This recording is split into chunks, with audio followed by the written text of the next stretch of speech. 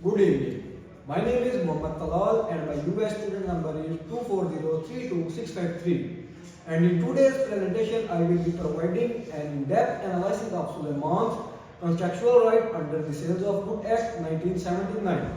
The presentation will guide you through the structure and function of the Sale of Goods Act, implied terms under Section 13 and 14, construction performance, particularly delivery, quantity and quality, remedies available to seller, remedies available to buyer including the right to reject and recover damages, the passing of property and allocation of risk.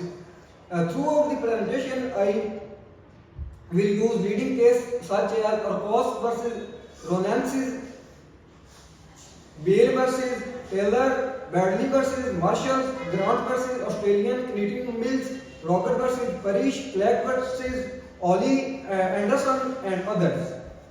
These authorities illustrate how court interprets the act and give us a clear framework to abrogate Suleiman's situation. Firstly, I would like to discuss the Sales of Goods Act 1979, purpose, background and key principle.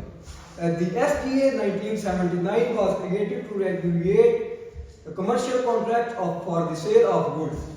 Even after the introduction of the Consumer Right Act 2015, the SGA continues to apply to business contracts, which is exactly the nature of Suleiman's transaction with Amjad Furniture Store. The Act is built around those three core principles. Certainly in commercial dealing, parties will predictably in terms of delivery, payment and quality standards. Secondly, protection of the buyer. Implied terms ensure fairness with negotiate is limited or where specialist knowledge is held by the seller. Enforcement for reasonable commercial standards.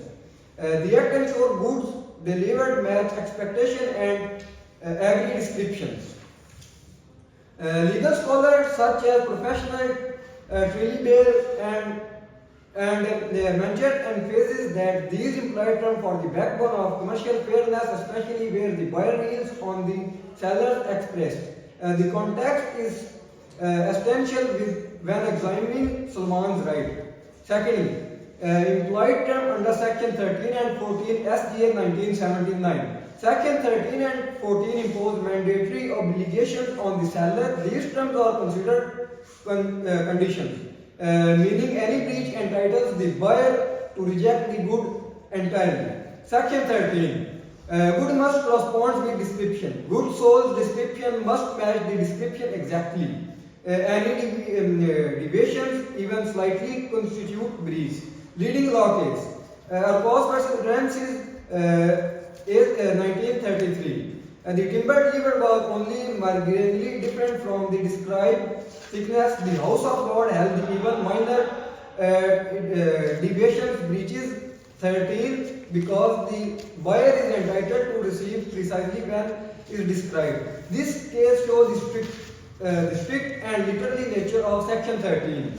Bale versus Taylor, 1967. The buyer inspected the car but still relied on the advertisement description. The court held the description term was still breached. This shows inspection does not remove reliance on description. Application to Salman. Salman ordered 25 large grey marble tables. Instead, he received 10 medium marble tables, 9 wooden tables. Only one correct table. Several tables missing entirely. Not only the size wrong, the material is wrong, the quantity is wrong and the description is not met. This is on our unavailing breach of Section 13 SGA. Section 14. Good must be of satisfactory quality. Satisfactory quality refers to the standard a reasonable person would expect considering the description, price and circumstances. Section 14(2)(a) lists key aspects of quality including fitness, appearance and finishing, durability, safety, freedom from minor defects. Leading case law. Roger versus Parish LTD 1987. A new Range Rover with minor fault will still considered unsatisfactory. This case makes it very clear that good must be free from even minor defects if sold as high quality item. Breston versus Thomson Motors, 1987. A car engine failure soon after purchase made the unsatisfactory durability is a central factor. Application to Solomon. The chair described as minor wear and tear arrived with green stains,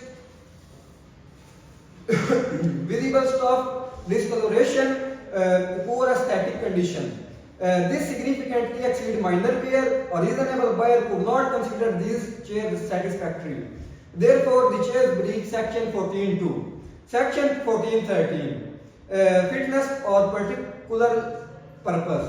This applies when buyer states a specific purpose. The buyer relies on the seller's expertise. The seller know of this realize. Leading case.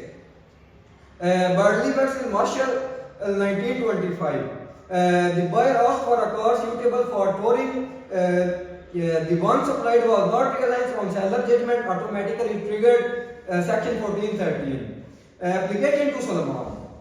Solomon specifically asked whether the leather sofa was safe for people with skin condition. The seller assured him it was. The sofa then caused irritation and a rash, proving it was unfit. This is straightforward breach of section 14.3. The performance of the contract section 27 to 30.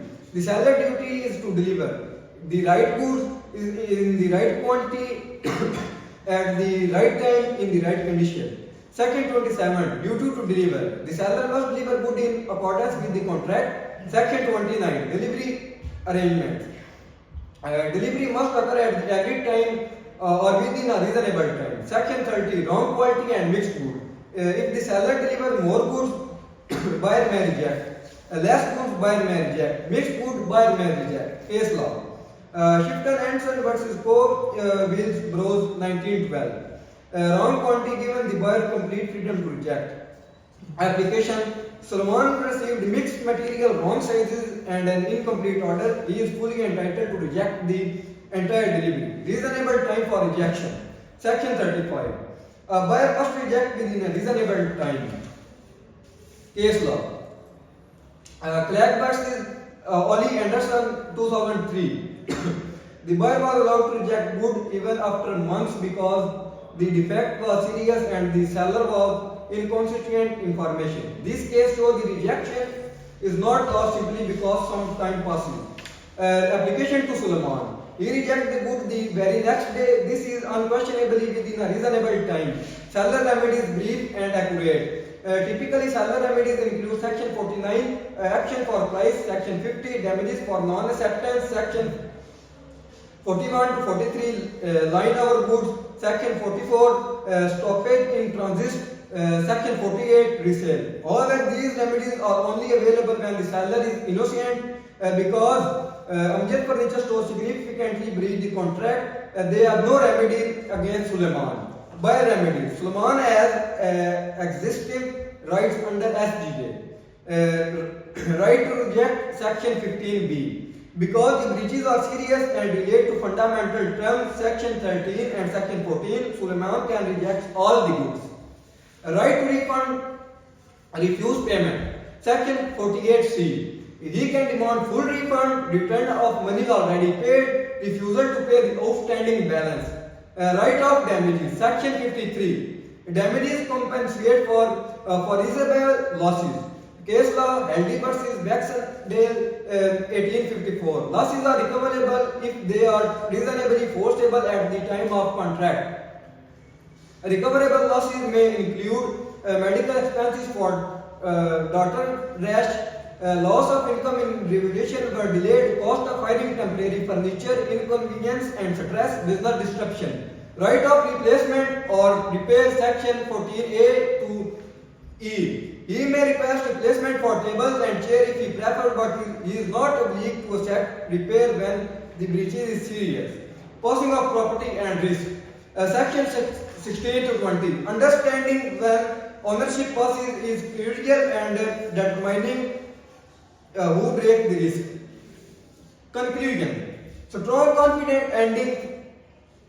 In conclusion, Suleiman's right Under the Sale of Goods Act 1979 or exceptionally strong, the seller had breaches multiple implied terms including restriction under Section 13, satisfactory under Section 14.2 and fitness for purpose under Section 14.3. These breaches entitled Solomon to reject all the goods, demand all full refunded, refuse to pay the outstanding balance and seek damages for any constitutional losses. Property and risk have not passed to him, meaning the seller is responsible for collecting the incorrect goods. Amjad Furniture Stores claim the cancellation is too late, is legally unsubstitutable. Salman is entirely within his right and the law our willing supports his position. Thank you.